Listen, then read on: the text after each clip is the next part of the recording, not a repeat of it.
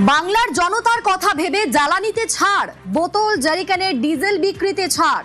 Diesel বিক্রিতে নিয়ন্ত্রণ তুলে নিয়েছে রাজ্য, সোশ্যাল মিডিয়া জানিয়েছেন মুখ্যমন্ত্রী শুভেন্দু অধিকারী। আমাদের সঙ্গে সুস্মিতা রয়েছেন প্রতিনিধি। সুস্মিতা, কি কথা ভেবে কেন এই সিদ্ধান্ত?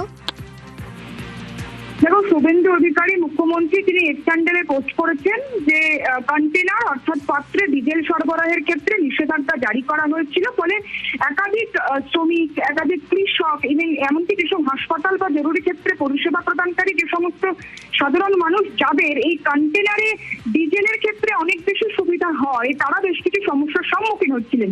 সেই কথা মাথায় রেখে জনসাধারণের স্বার্থ রক্ষায় পশ্চিমবঙ্গ সরকার এই নিষেধাজ্ঞা তুলে নিয়েছে। মূলত এর কারণ যে তেল কেন্দ্রীয় তেল কোম্পানিগুলিকে স্বাস্থ্যসেবা, কৃষি, খাদ্য সরবরাহ, জনপরিষেবা কিংবা চা বাগানের মতো গুরুত্বপূর্ণ ক্ষেত্রগুলিতে জ্বালানির যে বিধিনিষেধ, সেই বিধিনিষেধের আওতা থেকে সম্পূর্ণভাবে ছাড় দেওয়ার নির্দেশ দেওয়া হয়েছে।